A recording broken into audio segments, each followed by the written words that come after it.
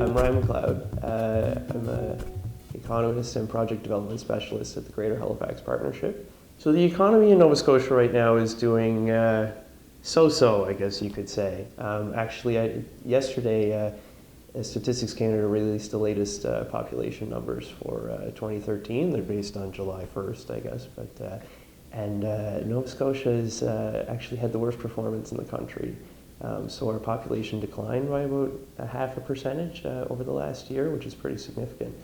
And some of that is reflecting the soft economy and the soft labor market that we've seen in Nova Scotia over the last couple of years, and in the last year in particular, I think. My name's Elizabeth Beale. I'm an economist. I'm the head of the Atlantic Provinces Economic Council. Well, the economy in Nova Scotia and in the three maritime provinces has, it's still growing. That's a good thing. But growing at a slower pace than just about any other part of Canada. I think one of the most important things that the provincial government does to support economic growth and the economy in general is actually something that you might not think of as being economic policy at all, and that is essentially providing the services that they're expected to provide.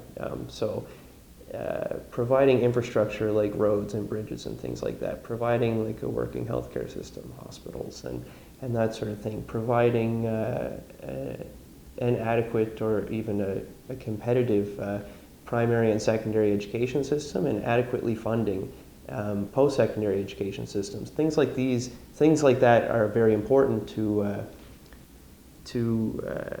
providing the environment that needs to exist for the economy to be on track. You want the government to provide sort of a business-friendly atmosphere, and part of that is making sure that the regulatory environment and things like that, while they hopefully achieve the standards and objectives that we want to achieve, things like minimum wages and safety standards and things like that, which are all very important, you want to make sure that the regulations and the red tape as it exists is as efficient and unintrusive as possible, so as to be to facilitate the ease of doing business. It's been going on now for close to a 10-year period where we've been in the lowest growth quadrant of Canadian provinces.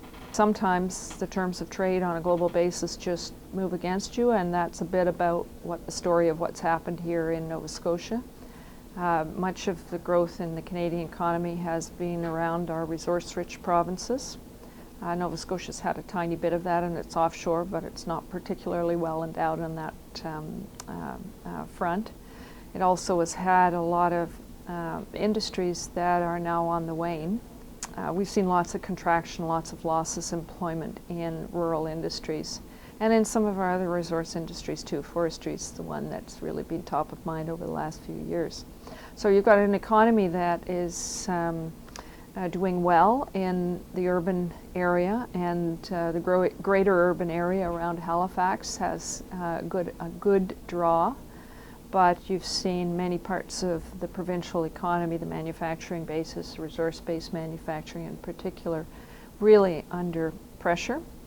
And it's not a new story. And it's not unique to Nova Scotia. It's happening, right across North America, right across established economies in Europe. But it's hit us very hard, and that's largely explains why we're in that low-growing quadrant. You want the provincial government to provide a tax environment that is competitive with other jurisdictions. That doesn't necessarily mean no taxes, but what it does mean is making sure that the tax system as it exists is as efficient as it can be, and keeping in mind that when businesses are choosing where to locate, it's not that they're looking at Nova Scotia as a silo, they're looking at Nova Scotia in relation to other jurisdictions across the country or across North America. And so we have to make sure that our tax system is as competitive as it can be. I mean, I don't want to say the economy currently is soft, but there's some bright lights on the horizon. We have major projects coming up on the horizon. The shipbuilding is obviously a big one, although that's not going to start ramping up probably until 2015. But other sort of smaller major projects that are ramping up in the next couple of years sort of provide a light at the end of the tunnel. Well, what you tend to hear a lot in in election campaigns is leaders looking for immediate solutions. And the first thing you have to think about is these are some long-term problems. You don't turn things around on a dime, and these trends are long-term issues that need to be addressed. But there's also a tendency that leaders have to wanting to pick winners and pick up industries that all of a sudden could be fast job creators. The world economy has really moved beyond that in a lot of ways. The experience certainly with a lot of direct government grants is that there's always a risk they go to the grant junkie industries, the ones that are fast in and fast out when the subsidy disappears. Well, I would like to see more of a focus targeted at young people in Nova Scotia.